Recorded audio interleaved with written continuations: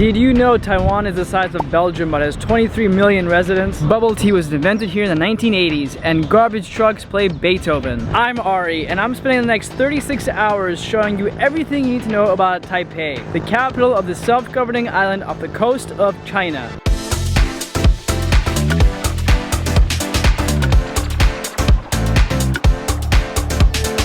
One of the main landmarks here in Taipei, and somewhere you should definitely visit while you are here, is the Chiang Kai-shek Memorial Hall. This entire square was built in 1980 and honors the first president of Taiwan, Chiang Kai-shek. I think I saw a statue of someone sitting inside this building. It's giving me Abraham Lincoln vibes in Washington, D.C.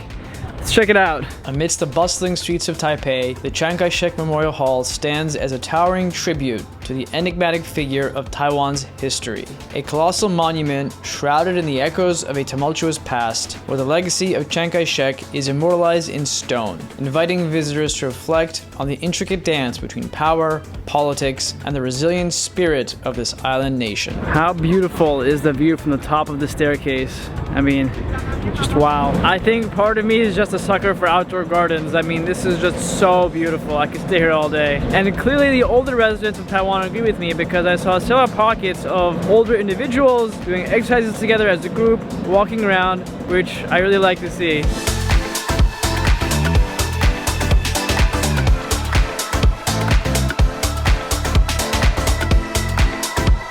As you may know, about a third of the local population here in Taiwan is Buddhist. So today I'm at the Bangka Lungshan Temple. I really hope I'm saying that somewhat correctly.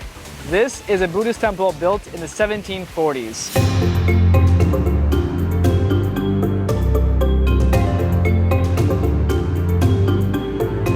I'm not quite sure why koi fish are so prominent in Asian culture, but it's always very cool when you come to parts of Asia. No matter where you go, I've been all over, and you see koi ponds and koi fish. It's very cool. I actually used to have a small koi pond when I was a kid, so it's always nice to see these fish in what I imagine is their local habitat here in Asia. I'm definitely hearing some kind of ceremony going on inside. Let's go take a look.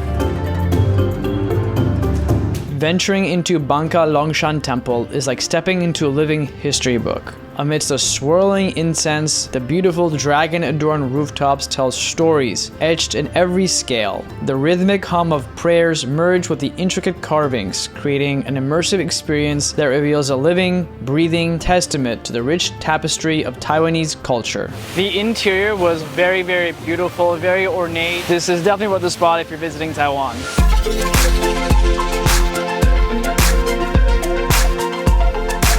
I just got to a building called Taipei 101, located right behind me over here. This is the largest skyscraper in Taiwan and was previously the tallest building in the world. This is essentially Taiwan's version of the Eiffel Tower in Paris and the Burj Al Khalifa in Dubai. I have a lot more to tell you about this beautiful building, but let's head inside first.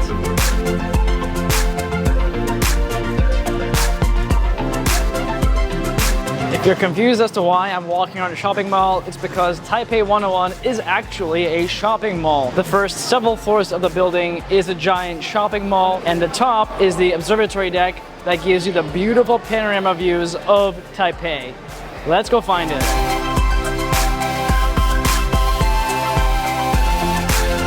I stumbled across an outdoor pop-up Lego store. I just have to check this out.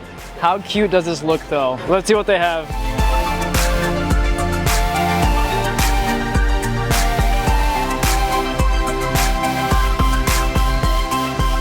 So the pop-up shop doesn't really have any unique Legos for sale, which I kind of expected. Most Lego stores sell pretty much the same inventory. It's just a question of, do they have all Lego sets available or less if it's a smaller store? But definitely a very cool, fun idea, especially if you have children. The Taipei 101 elevator is one of the fastest in the world, ascending at a speed of 60.6 kilometers per hour. You can actually feel the gravity pushing down on you as you are shooting up very, very fast. And my ears actually kind of popped a little bit because of the speed at which we were going. Kind of crazy. Once you get off the elevator, this is not really what I expected. I'm instantly hit with smells of food because they're selling food. And they've set up various Instagrammable photo opportunities around all of the windows, it looks like, which is kind of smart and kind of funny at the same time. It looks like the middle circle of this floor is a bunch of stores, vendors, cafes, coffee shops, dessert stores, and the portions all along the glass viewing area are a mixture of Instagram setups, like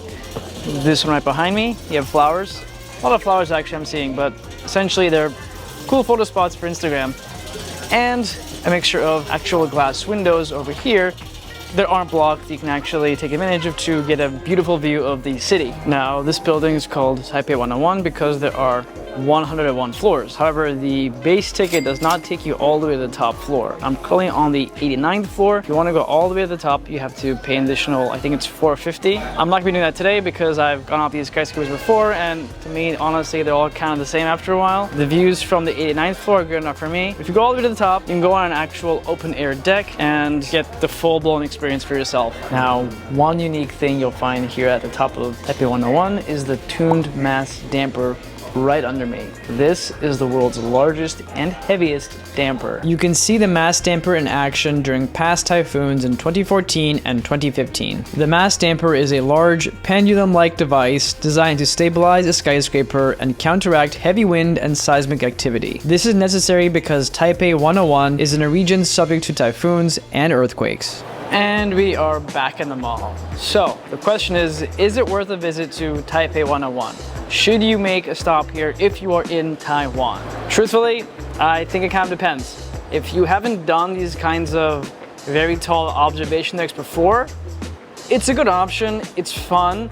It's a very nice view. I think the photo spots are pretty cool. But if you are not new to these tall skyscrapers and you've been to them before, it's kind of the same thing. You go up, it's a view of the buildings down below you, and that's about it. So if you're a veteran like me, you can probably skip this. And the sun is starting to set here in Taipei. I have one more stop today. We're gonna go to the Shilin Night Market, the largest night market here in Taiwan. Hopefully I can find some delicious local street food to try.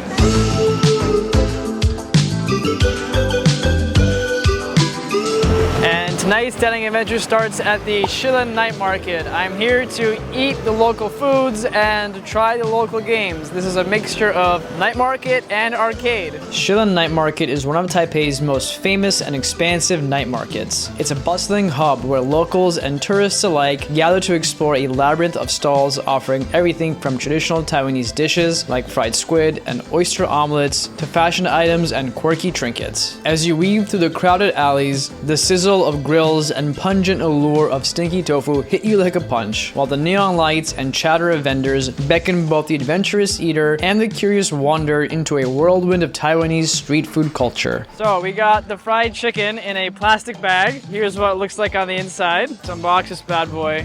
Oh, this was spicy? Not spicy. So there were two options, spicy or not spicy. This was the low spice version. Let's give it a try. Wow, okay. Like really hot. There's a pretty thick crust of breadcrumbs on here.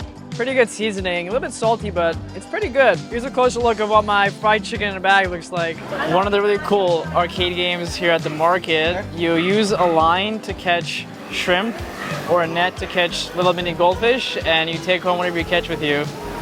This is my tour guide who just ducked out. So yeah, you catch the fish and you take them home. That's kind of a cool concept. And what has the back blades, red or green? So I'm very bad at these games. I'm gonna try and win one. Okay, and I lost. Shocker. I'm going with the safer option for the rest of the night, I think. We are doing a beef skewer. Looks really good. Smells delicious. Oh, this is good. I think there's cumin on here. Cumin, oregano. This is good. Very moist, very flavorful. I like this one.